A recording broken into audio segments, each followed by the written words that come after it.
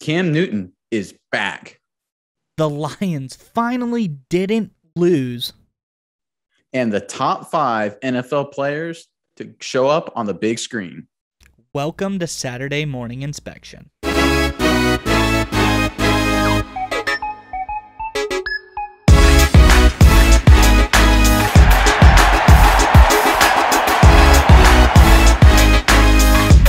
Welcome to Saturday Morning Inspection. I'm Nick Rudman, joined as always by the man with hair who would make the Fonz jealous, Andrew Mize.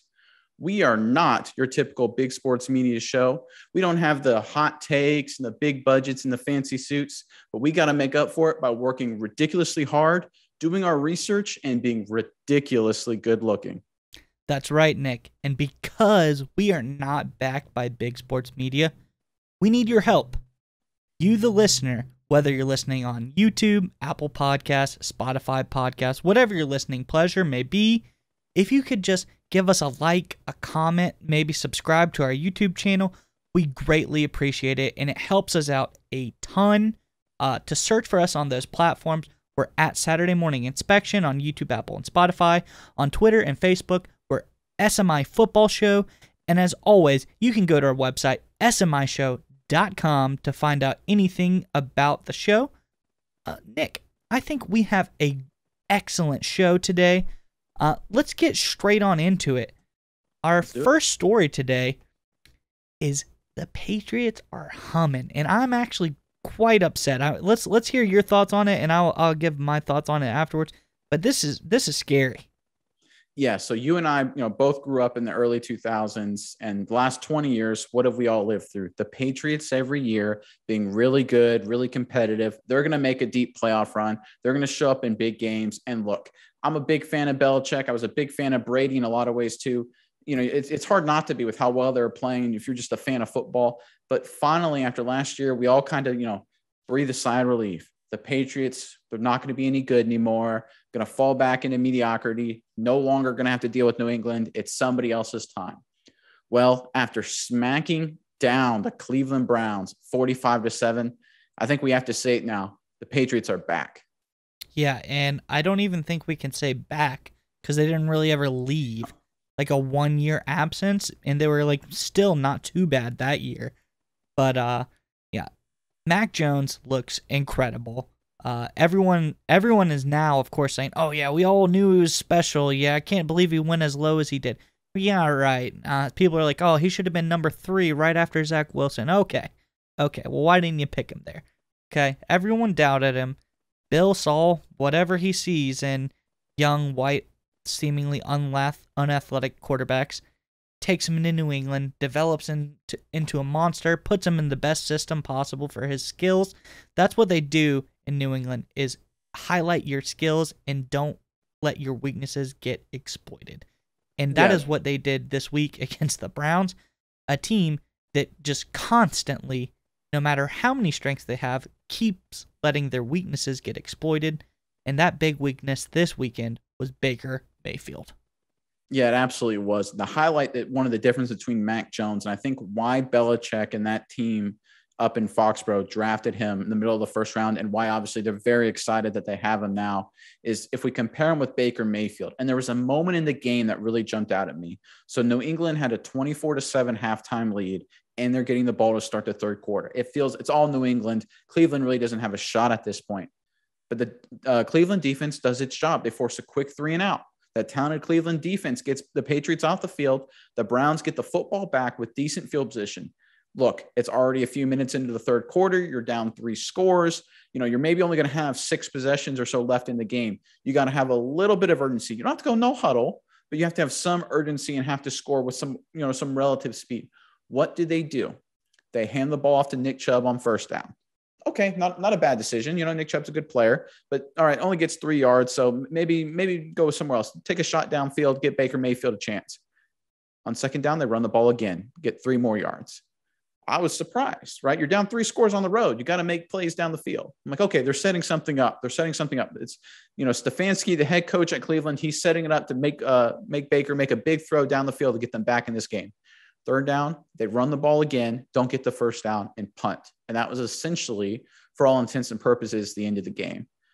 there is just no trust in Baker Mayfield and Cleveland right now. The Patriots trust Mac, and we've seen it the last few weeks. They trust him at the end of games. They trust him at the end of 2 minutes. They trust him in the first, second, third, and fourth quarter. They put the ball in his hands because they trust him to do well with it. The Cleveland Browns and Stefanski, after 4 years with Baker Mayfield, 4 years pro Baker Mayfield, they don't trust him. It's just plain and simple. I think we've all seen these great, and I'm going to say they are great, at home with Baker Mayfield commercials. We see the one where Baker pulls out the ring of keys and hands it to the young kid who's going to house sit for him over the weekend or wherever he's going. I think that's all part of the plan because the Browns organization is planning on keeping those keys and never giving them back to Baker because he's proven he's not worthy of being the head of house of that stadium anymore, of that franchise anymore. They've completely lost confidence of him. They're changing the locks. They're going to kick him out. This is my prediction. I don't think they pick up the 5th year of his contract. I don't think he gets a new contract. I think they move on, and they gotta try to figure out what the problem is. I know what it is. They just suck as an organization, but they gotta look inward and figure that out themselves. Yeah, so it's very interesting because I think a name that's been floating around in the offseason, right, is Aaron Rodgers. And if you look at a team that's built to win now with the talent they have, good running game, solid receivers, good defense with talent, good special teams, good coach. Rodgers could come in and fit in really well and do extremely well with Cleveland. Now, I don't know if Aaron goes to Cleveland. I'm not saying he will or won't. But if you look at the way Cleveland plays and you look at their roster, they should be a lot better than they are now, especially since they're relatively healthy. Yeah. And even in the positions where they're hurt, they've got great backups. They have some issues at running back. Well, they have 3 really good running backs with Chubb, Johnson, and Hunt. I mean, they got rid of Beckham, but they still have Peoples-Jones. And they still have Landry, 2 good tight ends, and Hooper and Njoku. This team should be just going up and down the field and beating everybody. But Baker's holding them back, and it's becoming more and more obvious. If this was any other quarterback that, for whatever reason, people just have a liking to Baker Mayfield, maybe it's because he was a walk-on, maybe he's because a smallish guy. But if this was Daniel Jones or any other young quarterback, Sam Darnold, they would be all down his throat, the organization, the NFL, everyone in the media. I don't know why they're not with Baker. Maybe they'll get there eventually, but I think he's really hurting that organization and holding that team back. Who do you think? Do you think they make a move for Rodgers in the offseason, or do you think they go draft to replace Baker? I think they make a move. I don't think he goes there, though. And you brought it up a second ago. I think the only thing the Browns are missing, maybe another superstar receiver like Odell Beckham. That could maybe help them. But, yeah, I think they from what I've seen coming out of college, there aren't too many highly touted quarterback prospects coming out this coming year. But I think depending on where they land, though, picks-wise, you know what I mean? And depending on how everything shakes out, so in my opinion, thinking about it, Detroit is probably going to try for a quarterback this year. I have to. Jets, probably not. No, got Wilson. Jags aren't. I can't think any too many more bottom of the barrel teams. You got to go. Houston's going quarterback, right? Houston's got to go quarterback. Well, do they have picks? No. Oh my gosh, they're so. Yeah, I don't think they have the pick to go quarterback. That's so bad on Houston. Oh my gosh, I didn't even think about that. They don't even have. They made so many bad roster moves. They stink, and they don't have picks. They're the anti-Rams. Unbelievable. Oh. Yeah, the only thing I could think is like Houston, if they were able to have like a superstar wide receiver they could have traded for a first rounder, that would have been the play for them, but they'd have never be able to do something like that with someone like DeAndre Hopkins. I couldn't see it happen. But anyways, yeah, so I don't think the Browns draft high enough to go quarterback this year, so I think they make a free agency play. I don't think they get Rodgers because I don't think he goes there. And I think they maybe flounder for a year or two until they can get a good enough draft position. You got to feel for the Cleveland fans because they go for 10, 15 years with having a terrible roster, terrible coach, and they get enough good players.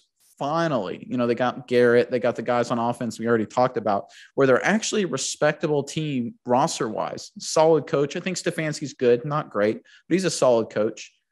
and they still can't come over the top and make a deep move and take advantage of a division that should be very winnable, or at least an AFC that's really bunched up and not very competitive.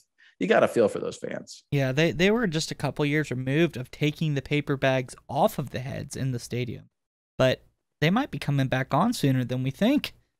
These Browns guys, they're not looking too hot, and like we said, they've got a lot of stuff coming down the pipe. They have a lot of great players. They're either going to have to win now or start making some roster moves. There's a lot of contracts you're going to have to sign. But speaking of, again, a pretty ugly game, let's touch on the former heir of the New England franchise, Tom Brady. Yeah, rough performance, threw 2 picks in an upset against the Washington artists formerly known as the Redskins.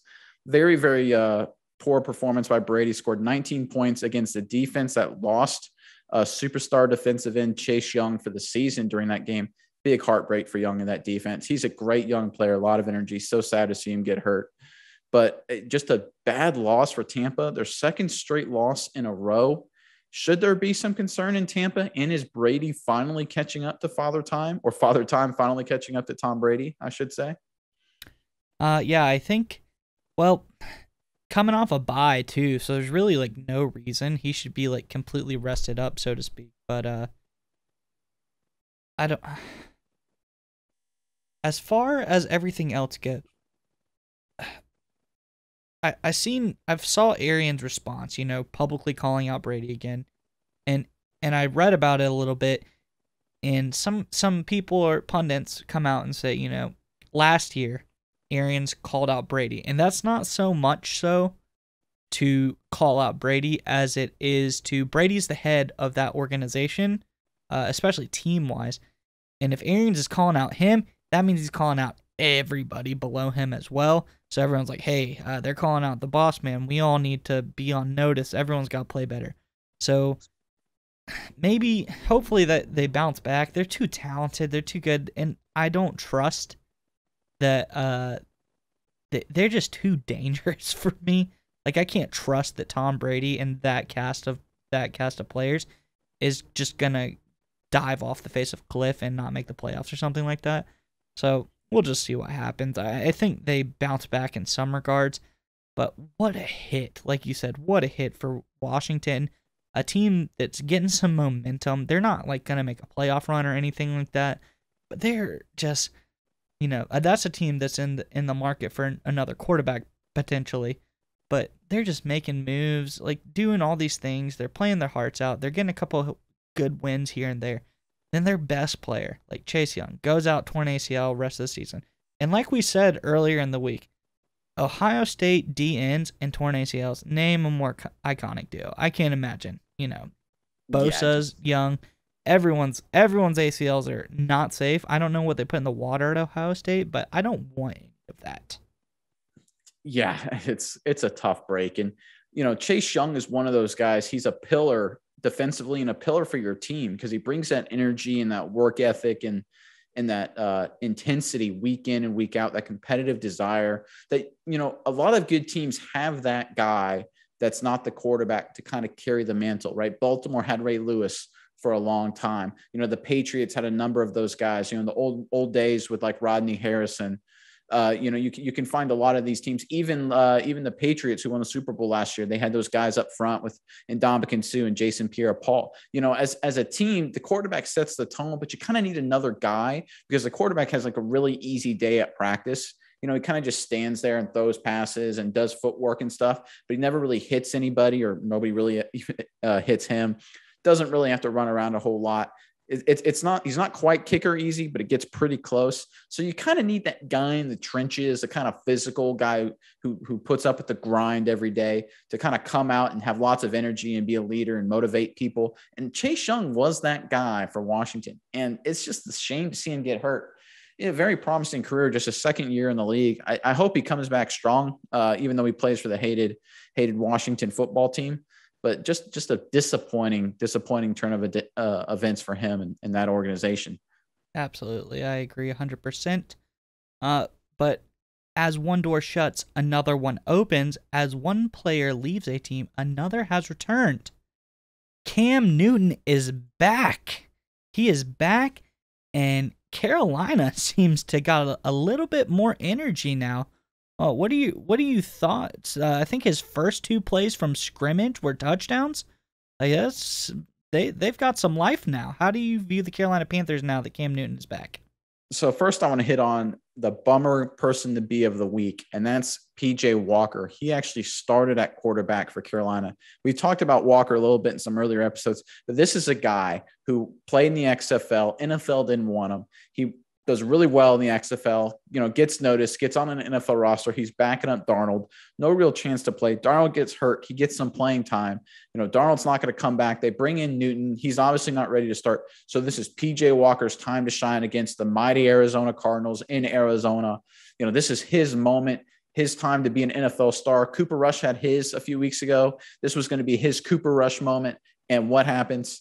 Cam Newton scores 2 touchdowns. No one's even talking about PJ Walker, who played pretty well. Gotta feel bad for the guy. Just a tough break.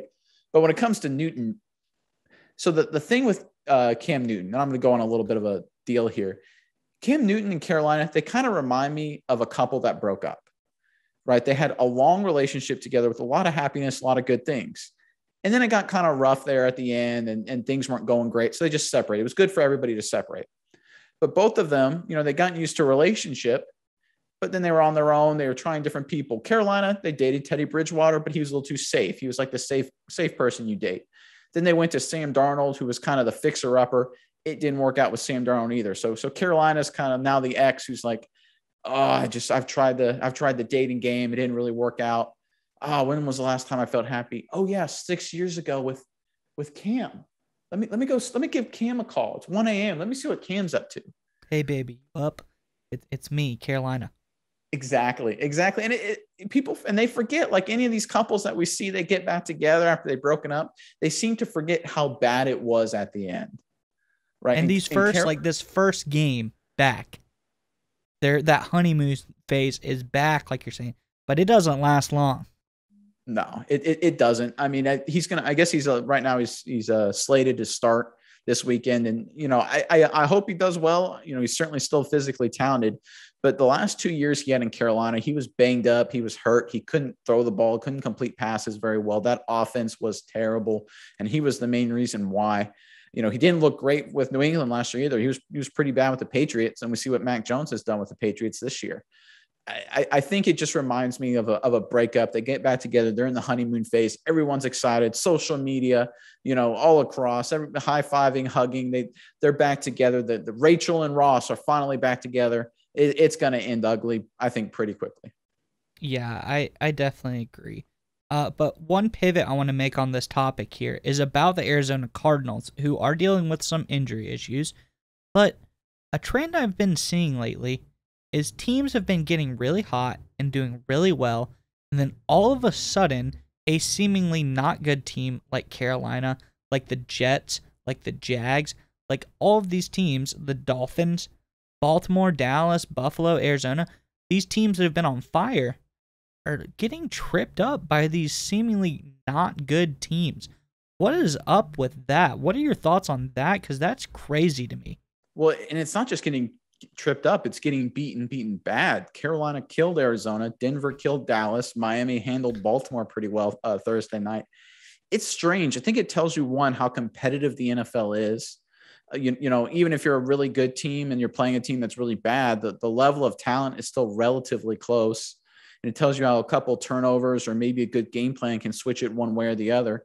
But I think it also tells you the fact that right now in the NFL, there are no elite teams. There's no team or two. Usually there's one or two where you're like, this is the best. This is the cream of the crop. This is, this team in the NFC, this team in the AFC, they're heading for a showdown. There is none of that this year. It's a muddled mess. There's a lot of teams that are 5-5, 6-4, 6-3 that are probably feeling pretty good about themselves right now. And there's a lot of teams that are 8-2 or 7-2 that really don't look that good. And I think it's just going to be a mad smoosh at the end as everybody tries to get in the playoffs, and who knows what's going to happen. It is going to be a wild ride the rest of the year and definitely in the playoffs.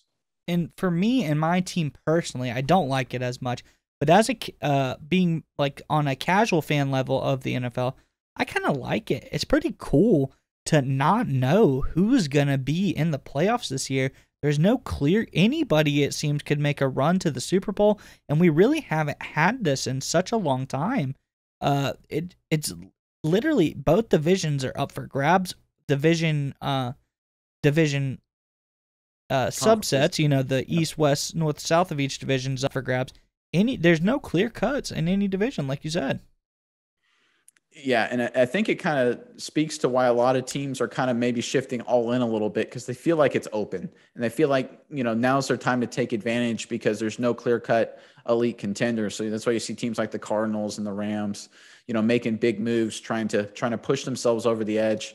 I think it's going to be wild. I think it's going to be a great finish to the year. I think it's going to come down to, we've hit on this a bunch, coach and quarterback. What coach and what quarterback can manage the game and make enough big plays and big decisions to win in big moments. And that's usually what it comes down to. And I think that's what it's going to come down to again this year. And as we've said, good teams losing to bad teams. Another trend is the week after they lose to a bad team, these good teams come back out and they want to take it out on somebody. And this week, Dallas, Buffalo have bounced back in a huge way. Yeah, so what did we talk about a lot in our last week's shows? Regression to the mean, right? What we saw with Dallas and Buffalo, Dallas losing to Denver, Buffalo losing to Jacksonville, is them playing their worst games of the year, playing extremely poorly, but that's not them. So they say, okay, let's regress to the mean a little bit. Let's go back to what we normally are. Well, they play teams, Atlanta coming off a win against the Saints, where, in that game's case, where Atlanta was probably feeling really good. They just played their best game all season. So Atlanta regressed, worse. Dallas regressed better. And the result was just an absolute blowout. The Jets stink, who the Bills played. So there was no real regression to the mean because the mean for the Jets is really bad. The Jets have given up. I mean, you look at the Jets' last 4 games, 54 points they gave up to the Patriots, 31 points they gave up to the Bengals in a miracle win that they got bailed out by that helmet-to-helmet call. They gave up 42 to Indianapolis a couple Thursdays ago, and they just gave up 45 to Buffalo. I thought Robert Saleh, head coach of the Jets, was supposed to know defense. Evidently not. But I digress. I think we saw a lot more of what Buffalo and Dallas are and what they're going to be the rest of the year. But it goes back to the point that they are very beatable, just like every team in the NFL, whether you're the top of the division or the bottom. Every team has weaknesses, and it is wide open. Well, in my case, I hope that Baltimore can bounce back the same way this coming week, and I expect them to. But another team that's kind of been in a downward spiral, very, very, very rough patch, and I say this, and now I remember, both of these teams are actually in that situation, but I digress. The Chiefs and the Raiders game, the Chiefs have really bounced back in a big way, but it is against a Raiders team who is actually spiraling literally out of control. I don't know what more could happen. Maybe the owner dies. Maybe like the stadium burns down. Like I don't know what more could happen to them. But the Chiefs did bounce back in a big way. They actually blew out the Raiders this week. Yeah, they did. And what Mahomes was able to do, and I think a lot of that was probably game planning and coaching by Andy Reid, the head coach, and Eric Bieniemy, who's the Chiefs offensive coordinator. They set up Mahomes to have a lot of success. And what they did is they say, look to Kelsey in the middle of the field and then hit the check down. And then if you see some open opportunities deep, take them, but don't look for those first. So Mahomes had 5 touchdowns and 400 yards. He had a lot of bombs down the field. But he still only averaged 8 yards per passing attempt, which is still good. But normally if you have a lot of deep passes, you get closer to 9.5. What does that mean? It means the Chiefs emphasize checkdowns. So as much as Mahomes got big touchdowns on the highlights, he was hitting the check down. He was hitting the 4, 5, 6 yard dump off. I think running back Derek Williams for the Chiefs had 10 catches, for example, that game. Kelsey was obviously very active. And sometimes football, it can be so easy, so simple. Teams are scared to cover those Chiefs receivers one-on-one deep. So they put safeties over the top. It leaves the middle of the field wide open. That's where Kelsey works. So Mahomes, you look for Kelsey. If he wins the matchup and he's open, perfect, hit him. If not, hit the check down. Just hit it and just do that. You can do that. You can live that 5 yards at a time, 6 yards at a time, and be extremely successful. I think the Chiefs are maybe starting to figure it out a little bit. And we're going to see when they play Dallas this weekend exactly what's going to happen there. That's going to be a shootout and a really, really interesting game for both teams. But I think if the Chiefs offensively and Mahomes can just stick with that game plan, look to Kelsey in the middle of the field and then hit the check down, they're going to be successful. Now the Raiders, I mean, you said it. What else could go wrong for this team? Yeah, I definitely agree with you. One thing that you and I talked about during the game, I think Travis Kelce's actually open on every single play. Like, I don't think there's a single play that he's actually not open. So that's pretty good for Patrick. That'll help him. He has a great safety blanket, so he should never not be comfortable.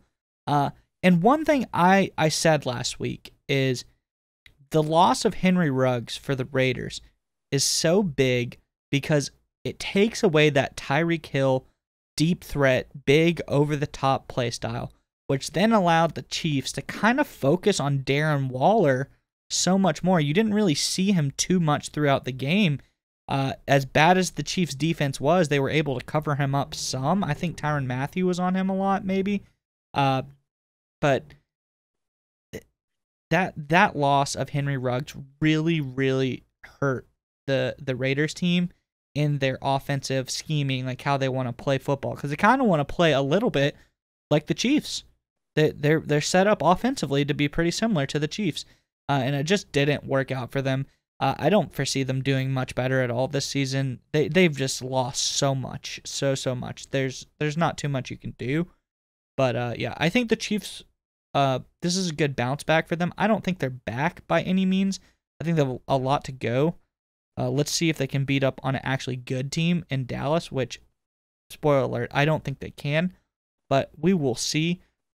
Moving on, the Raiders may have some hope if they turn to somebody like the Tennessee Titans, who have lost their best player, who have lost their offensive identity, but they just find a way to win.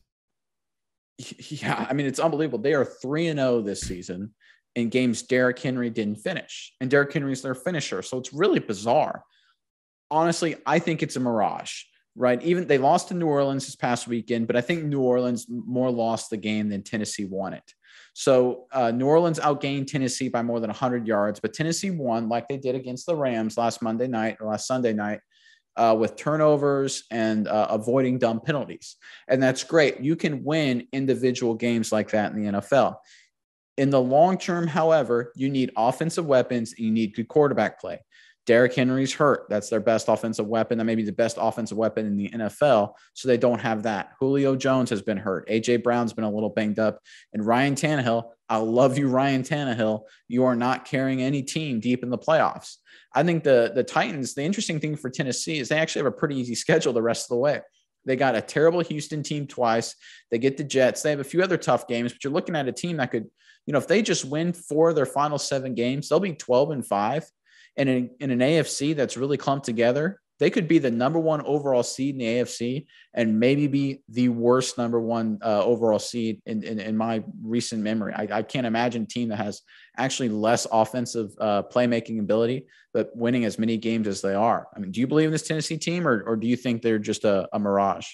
Like we said, everything's so wide open. Do I believe in them to make the playoffs? Absolutely. Do I believe in them to win their division? Yeah, I could say that as well. Do I believe in them to make any real push in the playoffs once they really meet the creme de la creme of teams in the AFC? Nah, I mean, they may. I don't even think they have one playoff win in them, but we'll see. We'll see what happens. But no, I don't. Like I said, it's kind of a mirage. They can get some flashy wins here and there, but this is not built for sustained success. Can we talk about the coaching job Mike Vrabel has done though? They're the number 1 seed in the AFC right now, and they've had half the season without Derrick Henry. I mean, just unheard. I mean, no one even thought they'd be the number 1 overall seed, even with Derrick Henry. I thought I was, at risk for looking like an idiot for picking them to be a Super Bowl team before the season, and they still continue to win games even without Henry. I mean, that's a lot of credit to Vrabel, right, and his staff. Yeah, he's done a great job. Him and his staff have really put together a solid game plan. Both defensively, they look amazing. Offensively, mediocre, but that mediocrity has been able to carry through. So just good enough, right? They just found a way to be just good enough offensively. exactly. But as one team has lost so much, like the Titans, other teams just keep gaining, yet they have put up two stinkers of a performance. And I'm talking, of course, about the Los Angeles Rams, the new acquisition of Odell Beckham Jr., his first debut game. Man, I saw a joke tweet online said that OBJ has now requested a trade from the Rams. God, it's been ugly these last 2 weeks for the Rams. Two bad Matt Stafford picks each game. Yeah, it's been bad. And I want to go a little bit into why the Rams are going all in. And I think it's not really the reason maybe some people think. We talked about the NFL being wide open, and maybe that's why the Rams are really committing. I don't think it is. I think there's only one person that's forcing the Rams to go all in, and that's Justin Herbert. I think the Rams are in a battle for Los Angeles right now. Both the Rams and the Chargers are relatively new to that area. They got a new stadium. Los Angeles is obviously a very competitive market. A lot of sports, a lot of things to do in LA. You got the Dodgers always win. They got stars. The Angels, Mike Trout. You have the Lakers, obviously, with LeBron. The Clippers have Paul George and Kawhi Leonard for you NBA guys out there. There's a lot of competition for star power, and the Rams really don't have it. Stafford's a star, but he's been in Detroit so long, he's kind of like a feel-good story. He's not really like a superstar. Goff wasn't that way. Justin Herbert is a West Coast guy. He went to Oregon. He's got the big gun, the big arm, the long hair. I think there's a chance that the Rams are really worried that Herbert and that Chargers team, led by young, analytics-driven coach Brandon Staley, kind of wins the city over. And the one way you can stop that from happening is by winning a championship and going all in 100%. And I think that's exactly what the Rams are trying to do here. And like you talked about, they had back-to-back bad games. It's starting to backfire on them. And if they don't turn this around, they could lose this season and lose LA too. It's like I said, the Von Miller curse. It's happened. Great analytics job by you, by the way, for analyzing the effect that Von Miller had on teams. I doubted you. I got to admit, I thought that was nothing, but you. It was a bit of a mirage. I thought the Von Miller curse actually affected the team that he left as well. But the Broncos just got, a sneaky win. They did regress to the mean. So the Von Miller curse either has a one-game effect or no long-lasting effect on the team that he left. The team he has come to. Let's keep an eye on this. 2 in a row. 2 in a row. And they've lost to teams that don't really, obviously the Titans have a good record, but neither the 49ers don't. They just lost to. But neither of those teams you look at as being big-time contenders, right? It's not like they lost to maybe Dallas and Baltimore back-to-back, or Green Bay and Arizona back-to-back, or something like that. They kind of lost to teams that no one's really worried about. They lost to Ryan Tannehill and Jimmy Garoppolo. Disappointing losses. And double-digit losses, too. This wasn't like a close heartbreaker where, things just went the wrong way. It was both blowouts. I'm concerned. If I'm a Rams fan today, I am really, really concerned, because they are 100% all in. Like, I don't think they have a draft pick until 2085. Yeah. Like, this is a concerning moment for the Rams organization and that team this season. I completely agree. But nonetheless, this wasn't the worst game of the weekend, Nick, and it was far from it. In a way, I would like to touch on this next game we have coming up, the Lions-Steelers game. The ending of that game. Now, you have gone as far to say the entire game. But for me, at least, that was the worst overtime I have ever seen in my entire life. They both had so many opportunities to win the game, and it was blown offensive drive after blown offensive drive, missed field goals, everything that you could possibly go wrong did go wrong. Like, this was one of the worst games I have seen in a long time. Oh, you had penalties. And it wasn't like it was bad things were just happening. Sometimes bad turnovers happen. A defender makes a great one-handed interception, a great strip sack, a peanut punch, a 55-yard field goal doinks off the upright. Those things happen. It was the worst turnovers and the worst plays imaginable.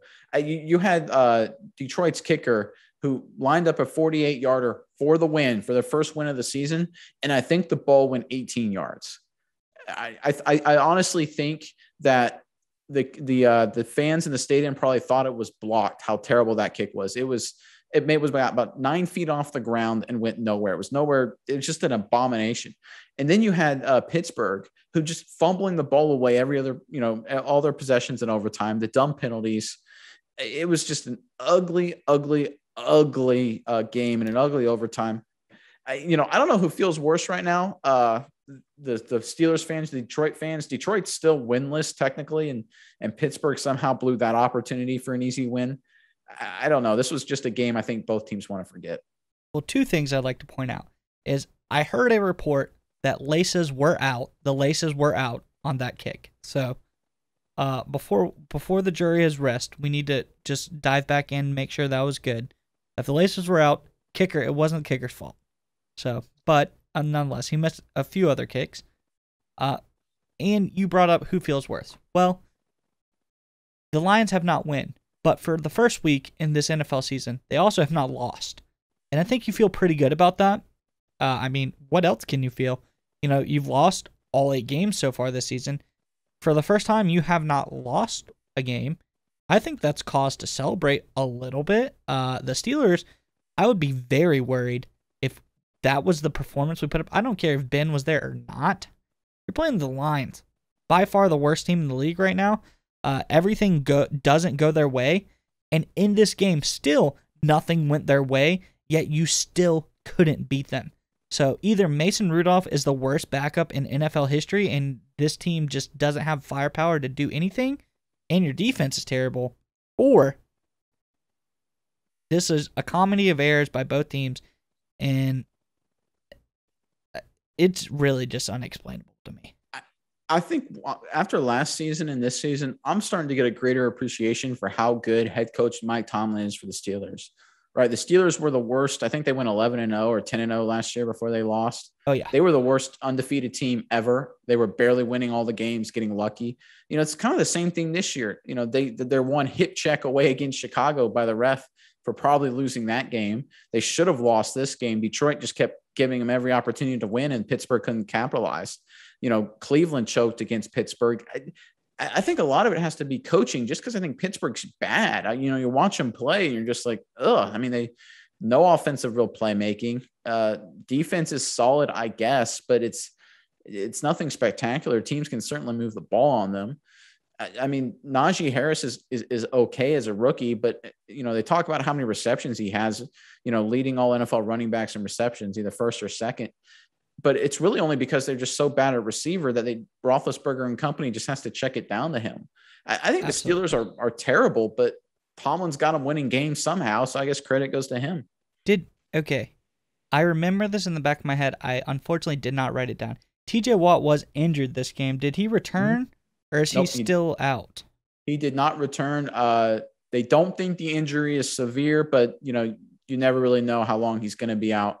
Whether he's going to play this weekend or miss a couple weeks. So we're gonna have to wait for more information on that one, but he did not return in this game. Once again, big contracts have been doled out and the injury bug has arisen. It's the Watt family. JJ was the same way. They have these big seasons or big games and they get these big payouts, but what do you say? The best ability is availability. And these guys, the Watt brothers, just get hurt all the time. It's great that you have only sacks and forced fumbles, but if you only play 11 or 12 games a year, you're not helping your team as much as a guy who can suit it for all 16, now 17 games. Yeah. Getting you to the playoffs is one thing, but being available for the playoffs is the important part. So let's wait until TJ can do that. Touching on some other things briefly here.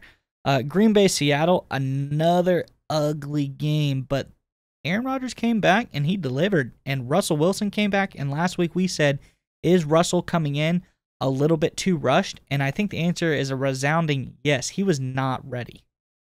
So this game reminded me of the actor Steve Buscemi. So this Steve Buscemi is a really ugly dude. He's got the big old eyes. He's been in Armageddon, a bunch of other movies, but he's actually a good actor. That's what this game was like. It had the talented quarterbacks and the good quarterbacks, with the good resumes. So you watched it. You're sucked in to watch these guys, but it just was really ugly. It was not a well performed game by either team. Green Bay pulled away late to win 17-0, but there were a lot of turnovers, drop passes, penalties. It just was not a good game. Wilson did come back early, I think, but I mean, do you blame him? The team was struggling a little bit. They needed a spark. He didn't deliver it. Do you think he has the ability to turn around for the Seahawks, or are they doomed to kind of collapse the rest of the year? Yeah, I think they have no chance. I don't think they're making a playoff run this year. So I think Wilson should focus on being as healthy as possible before he comes back. I think there's no way they should have rushed this. Their division's a little bit too tough right now, and there's too many teams that are starting to pop off. I don't think Seattle is in that position currently. So I think they should maybe have scaled back a little bit before rushing him back. I will say this: the thing about Green Bay is they are finding ways to win games. They can win games a lot of different ways. They won it with defense, obviously this week with Seattle. They won it with some ball control offense against the Arizona Cardinals. They made a lot of big plays when they played Washington earlier in the year. They made a lot of big plays when they beat San Francisco earlier in the year. So they can beat you a lot of different ways. I'm pretty impressed with how they can do it. In terms of that, they're multidimensional. But I also watched the game and I'm kind of like, I mean, it's Rodgers, so they're always a contender, but doesn't strike fear in anybody's hearts. No, not at all. Another, we talked about it just a second ago, but L.A. Chargers, another setback against a Minnesota team who is not necessarily great. Yeah, the Chargers are tough because every game they play is close. And I think it's because they're a young team with some talent, but they're not as good as maybe we thought they were early in the year. They're basically put all on Herbert's back. It kind of reminds me a little bit of Andrew Luck with the Colts. You remember that a few years ago? Yeah. Where if Luck played well, they won, the Colts won. If Luck didn't play, really well, the Colts lost. And it always seemed to come down to, did Luck make big plays in the fourth quarter to win the game, or did he turn it over in the fourth quarter?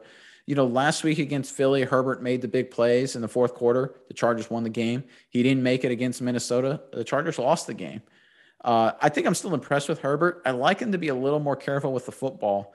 But I think the Chargers just really aren't as good as maybe they looked earlier in the year. What do you think? You think this is more losses, a sign of Herbert maybe not being as good, or is this a rosters thing for the Chargers?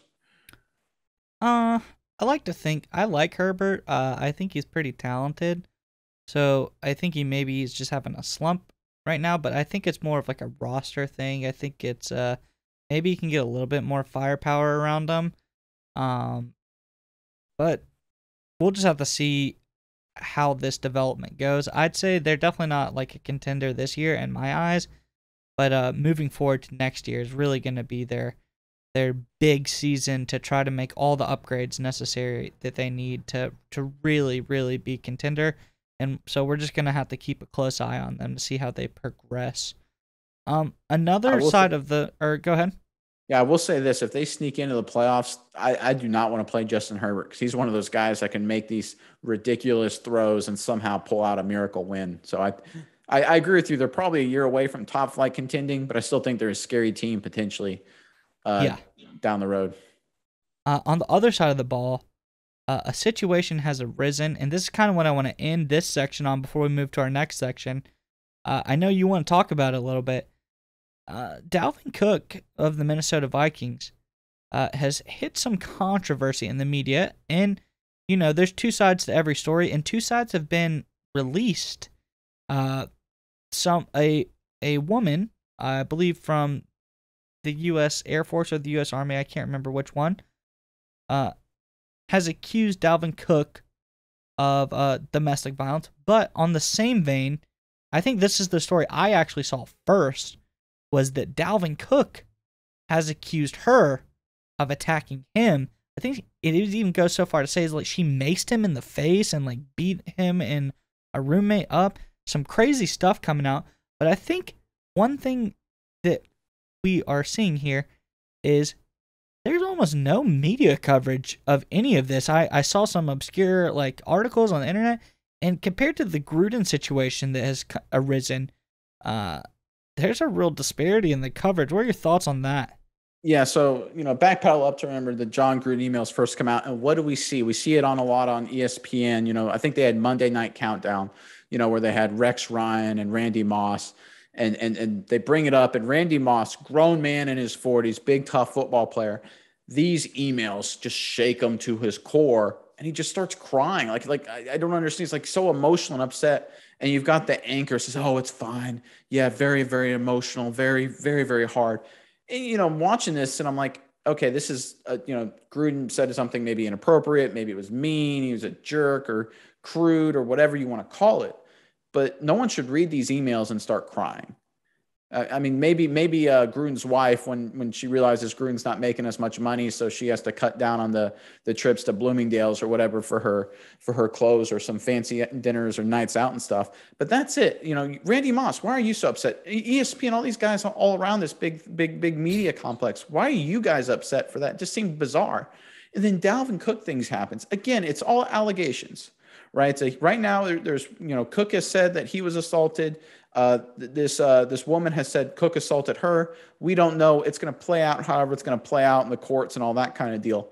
But the coverage from ESPN is non-existent, like you said. And it blows my mind because the Gruden thing was literally mean things being said in an email a decade ago. The Cook thing is either an NFL player getting assaulted and maced or an NFL player assaulting somebody else. How is that not talked about? How is that not getting people to be emotional and upset? And it's just very, very frustrating to me. And I got a kind of a theory as to why it isn't, but I'm curious if you have any thoughts on it first. First of all, I think I would preface all of this. I think domestic violence is a very serious issue and it should be dealt with accordingly. But I think the NFL is notorious, especially on this matter, for being very wishy-washy with how they deal with it. With Ray Rice, it was dealt with impunity. The hammer, first, he told them exactly what happened. And the NFL said, hey, whatever. Forget about it. Maybe we fine you. Whatever. Move on. Then a video is brought out. And it is exactly what he said happened. But now that there's a video, he gets hammered, axed, and blackballed by the league. He's never to play again. Adrian Peterson, allegations of him beating his kids pretty badly with a stick, leaving large welts all over their legs. Nothing really came out of that. Actually, Adrian Peterson just got signed by another team. He's playing to this day. I think there's an Arizona Cardinals player. I can't remember what his name was. I think it was like Rashad something. I can't exactly. I could be off on that one, though. There's Arizona Cardinals running back, probably like 5-10 years ago, who domestic violence allegations came out against him, never played again. So they're so back and forth on how they do things nowadays. It really just blows my mind. Yeah, and I think what I look at is, again, we look at what is pushed by, in this case, ESPN or the big sports media companies, and the Gruden narrative fits a certain narrative, right? It fits this grumpy, crude, coach. He's disrespecting with mean words and mean tweets, right? That's kind of what we see in culture these days, where it's better. People want you to sound nice. People want you to sound good. You go on, a news site, or you go on social media, or you turn on the news, you turn on ESPN, and it's all these people that they don't ever actually say anything insightful or important or valuable, but they sound good. They got the sound bite. They got that, like we always joke, they got the fancy suits and the fancy sets and the hot takes.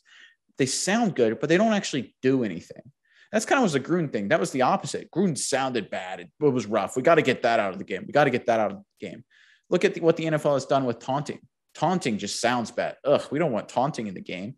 Well, let's actually think about what taunting actually is. Let's look at the action, right? The Gruden thing. Well, let's look at the action. Well, there really isn't really action with Gruden. It was a mean thing, but now he's being crucified. We see anything with the taunting penalties, like Cassius Smarts for Chicago staring menacingly, at the sideline, the Pittsburgh sideline. He didn't do anything, but it fit whatever optic that the NFL wanted to penalize. I think it's the same thing with Cook. Right now, because it's kind of been swept under the rug a little bit, the NFL isn't making a big stink because right now there is no bad optic. There is no bad visual, even though something was obviously done either to Cook or from Cook or however that works out. So I think right now, what is going on is because, ESPN and all these other networks are focused more on optics, the NFL is going to quietly let this ride. They're going to say, okay, we're going to see how this plays out legally. The same thing they did with Watson, right? Because the ESPN and the media kind of stopped caring about it because there was no real bad, social media or anything visually to go with it right now. Yeah, there's no picture, there's no video. Exactly. And until that happens, the NFL's kind of hands off. And I think it's very, very interesting how, we see that kind of work between the NFL and these media companies, how the media companies are focused on more optics and the NFL is more than happy to ride along with it. Like you said, there's no picture, there's no video, so it never happened. Exactly. And it's sad, but it's the reality we live in. But nonetheless, there is a better side of media, and that side is the magic of the movies. And I think this has led us perfectly into our top 5 NFL players who have been in the movies or TV. We're not really discriminating, just being an actor, our favorites, so to speak. Nick, and I always am the one who's to start this segment, but I'd like to switch it up. I'd like to give you the start on this one. Awesome. Thanks. I'll get us right going into it. Number 5 for me is Ed O'Neill. This was the guy who was Little Giants. He was married with children. He was the dad. He was also the grandfather in one of my favorite shows, Modern Family. He actually kicked around a little bit in pro ball. Didn't play very long before he became an actor. I always thought he was pretty funny. Just a grumpy old guy. Kind of reminds me of just classic, guy who grew up in the 60s and 70s. Funny guy, entertaining as heck. Always liked him. Number 4 for me is Dick Butkus. He did a lot of acting roles and a lot of cameos and stuff like that. His role was My Two Dads, was a sitcom. Look, that was before my time, but I had everybody under the sun tell me Dick Butkus was the coolest celebrity guy in the world back then. It's kind of weird to think how a middle linebacker with a thick mustache and not really that fast or athletic, just kind of a bruiser is the biggest celebrity. But then again, that kind of makes me think how football was played in the 50s and 60s too. So I guess it fits. So I'm going with Dick Butkus at number 4. Number 3 is a guy near and dear to my heart, and that's Michael Irvin for his appearance in The Longest Yard. Look, Michael Irvin kind of retired, or he did retire before I became a huge fan getting into the game. He retired in the late 90s. Obviously was a Hall of Famer with Dallas, but I love watching The Longest Yard and watching him absolutely just run all through and all around the guards in that movie, making all these amazing catches. I'm pretty sure that's exactly what it was like in the NFL when he played. So I'm just going to stick with that, and I'm going to go Michael Irvin at number 3. Number 2 for me is Jim Brown. Jim Brown was the original greatest of all time. He still might be. Tom Brady is giving him a little challenge right now. Running back for Cleveland and the Cleveland Browns in the 50s and 60s. Legitimate first-time all-rate, all-world superstar. Left the NFL early in his prime to become an actor. Made a lot of successful movies in his career. My favorite one is Any Given Sunday. It was late 90s movie with Oliver Stone, Al Pacino, Jamie Foxx. Jim Brown was in it as Pacino was the head coach. Jim Brown was the defensive coordinator. The thing I love so much about Jim Brown in that movie was his actor name, the role he played. The guy's name was Montezuma Monroe. I have no earthly idea what Hollywood writer thought that actually made sense, but people who made a lot of money made that decision. I kind of like it. I'm sticking with it. I'm going Jim Brown at number 2. And number 1 for me is Carl Weathers, best known as the Master of Disaster, the King of Sting, the undisputed heavyweight champion of the world, until Rocky, the Italian stallion Balboa, controversially defeated him at the end of Rocky 2. I still think there was a couple late blows by Rocky at the end of that one. I'm probably the only guy rooting for Apollo Creed. I thought he should have won that fight. He definitely won the first one. And I'm telling you right now, if he would have fought Ivan Drago in his prime, Apollo Creed's beaten him then. Drago got him late. That's the only reason he beat him. But I'm going Carl Weathers, number 1, the guy who played Apollo Creed. And then my honorable mention, I'm going Terry Bradshaw here. for his role in Failure to Launch. Terry Bradshaw played Matthew McConaughey's dad as kind of a wacky, older, out of weight, goofy old man who's kind of just doing whatever he wants, not caring about social norms or rules or etiquette or being nice or anything like that. So he's basically playing himself. So good on Terry Bradshaw for playing the same character he lives every day. He's my honorable mention, NFL player turned actor. I love the list. And Carl Weathers, man. He is so... I know he was like a decent NFL player. Like he actually maybe played just for a little bit. But he did Rocky. He was Chubbs and Happy Gilmore. And he's even relevant today. He's the bounty hunter guy in The Mandalorian, the popular Disney Plus series that is out based on the Star Wars universe. He's still kicking to this day. You got to give him some props. Yeah, he's a great actor, great physical specimen. He was awesome in Rocky. He's just great guy. Big fan of his. Just awesome actor. All right. Nick, there's a few names that I'm going to need your help because you're the expert at pronouncing these on my list. I just know them. I didn't know their names as a football player. I knew them as actors before. But my list, just kind of like yours, I picked movies that I liked and football players were in those movies. So these might not necessarily be the best actors, but they were in a movie that I liked and I liked them in that role. So first up is the first name I might need help with is Alex Karras. Karras. Yep. Karras. Detroit. Yep. Defensive end for the Detroit Lions from 1958 to 1970. He made the NFL's all-decade team in the 60s. And his movie debut was a very small role, but very memorable in the Western parody film Blazing Saddles, one of my favorites, a real good Mel Brooks film. He plays the dumb, strong, bad guy in the movie Mongo, and he rides into town on this huge horse and gets off of his horse. He's going into the bar, and I can't exactly remember what the reason is, but the iconic scene is he punches another horse in the face and knocks it out, and just like one punch, and then walks into the bar. A pretty iconic scene, a very funny movie, which he played a funny part in. But nonetheless, Alex Karras is my number 5 spot. Number 4 spot, I got this one. This one's easy, and we have another tie-in here. You go Michael Irving, I go Bob Sapp. Longest yard. Offensive lineman for Chicago Bears and Minnesota Vikings. Only played for a year. Not very good. 97-98. His main accomplishment, though, come from his time being a professional kickboxer and MMA fighter, primarily in the Pride League over in Japan, and he was a force. This guy is an actual silverback gorilla of a man. He would rip people apart, and the way that he could use his legs and kick and do things in the fights that he did was absolutely incredible. But playing Switkowski as an offensive line and the longest yard, he had some of the most memorable lines in that movie. "Oh, you broke my nose," or "Do I look like a young Michael?" Like he had some of the funniest lines. He was a funny character, and he really just, he made a lasting impression on me in those movies. My number 3 is Mike Ditka. Probably the best football player and coach, nonetheless, on my list. Legendary coach, legendary player, won Super Bowls as both. Probably some argue the greatest tight end as all time. He goes into the Hall of Fame in 88. I believe, correct me if I'm wrong, he was the first ever tight end to make it into the Hall of Fame.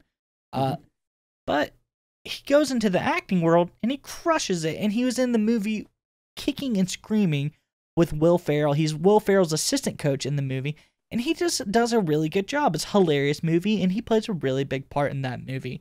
So, Mike Ditka, my number 3. Now, this is the name that I need your help with. My number 2, Lyle Alzado. Lyle Alzado. And I will explain why he would be in my 2 spot if I don't know his name. Defensive end for the Broncos, Browns, and Raiders. He played from 1971 to 1980. Super Bowl champion, multiple All-Pro, Pro Bowl seasons. Alzado was a man.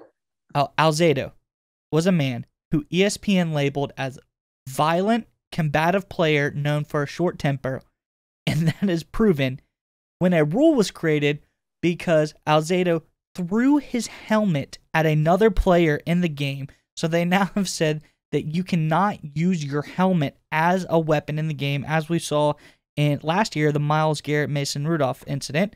That's the first time I ever really saw it again.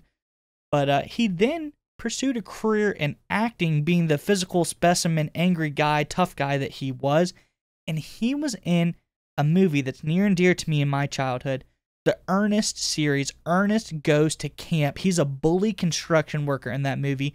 My dad loved the Ernest movies. Ernest Goes to Jail, Ernest Goes to Camp, all those movies.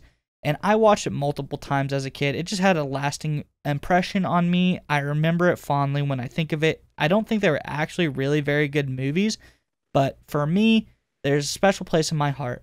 So Lyle Alzado is my number 2 spot. Now, movies that were good and had a lasting impression on me. My number 1 spot, Bubba Smith.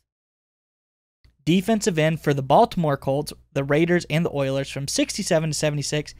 He won an NFL championship as well as a Super Bowl, multiple All-Pro, Pro Bowl selections.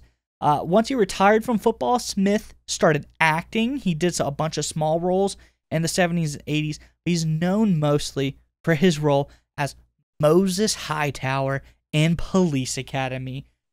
He was in all of the Police Academy movies except for one, but his character in those movies is just so funny. Like when he flips over the car in the scene where the riot breaks out on the first Police Academy and they all have to go into town.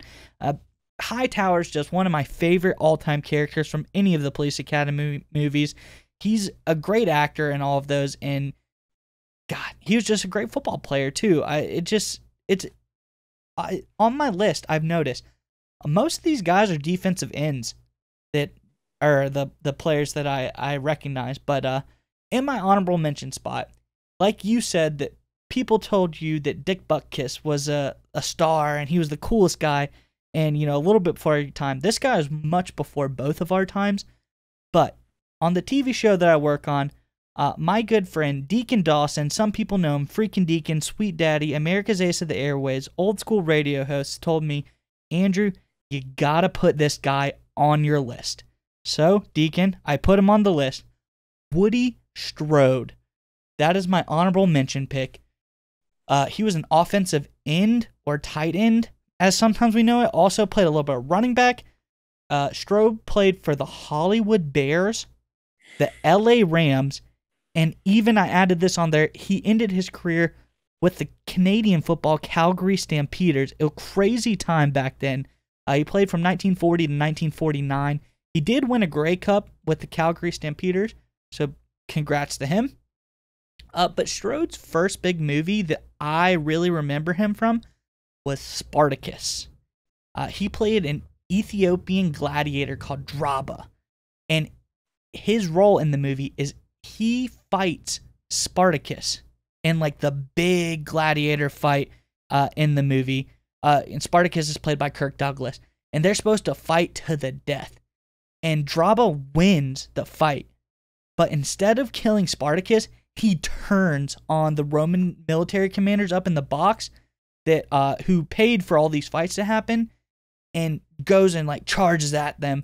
And once he charges them, he gets killed eventually. And this sparks like the whole movie. The Gladiator Rebellion is over his death.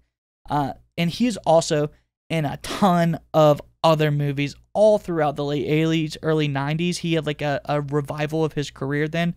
But big actor, good football player, absolute legend of the cinema. So that is why I have him on my list in my honorable mention spot. And that's my list. That's what I got. That's pretty good. I just wanted to let you know, the moment you referenced Blazing Saddles, my phone blew up from the FCC just saying, "Don't you do it? Don't you quote that movie? We'll flag you and censor you so much." I mean, it was unbelievable. They must be watching us or something, because any reference to Blazing Saddles, which is an absolutely hilarious movie, would not be made again today with the way the world is today. Yeah, you But it's just can't an say awesome some movie. of the stuff that was said in the movie, but at the I don't time, think you can. I don't think you can say anything that was said in the movie. I mean, could you pick one line of dialogue and and say it today? I no, kind of doubt it. and I didn't. That's why I just said he punched a horse. So, yeah, no, but it's a great Western parody. It is a parody. None of those things are like to be taken seriously, but you know, hey, what do you got? But Nick, I think that's it. That's the show for today. Well, real quick. So we got obviously before our Saturday episode, Thursday Night Football is going to air. So we've got Falcons Patriots. Patriots coming off a big win. Falcons coming off a huge loss. Who do you have in that one? Patriots. Patriots, no doubt. Belichick wins another one. Mac Jones continues to look good. Yeah, the Falcons just don't have the juice. No, Patriots not at all. look too good. Patriots look good. Belichick is picking up steam. He may win Coach of the Year, him or Vrabel. Yeah, but I don't know. We'll have to see. Nonetheless, Nick, great show today. We had an episode that released earlier this week. That's a great one as well. A lot of good stuff coming down the pipe from us here at Saturday Morning Inspection. Nick, you have any final words? Yeah, thanks again for everyone sticking around to listen to us or watch us, whether you're watching us on YouTube or listening to us on Apple Podcast or Spotify. We really appreciate you guys. You guys are the lifeblood of our show. Any feedback you can give us, please comment, please like, please subscribe, send us a message, tweet at us or message us on Facebook. We're at SMI Football Show on Twitter and the same SMI Football Show on Facebook. You can also find us on our website, smishow.com. You guys are awesome. We love our viewers. We love the support we get from you guys. We're making great content for you. Like we say a million times, we're not big sports media. We don't have, the big backing and the big budgets and the big suits and all of that. We just got to work our tails off, making a great show for you guys. As always, I'm Nick Rudman. The man with the infallible hair is Andrew Mize, and that's our show today. See you next week.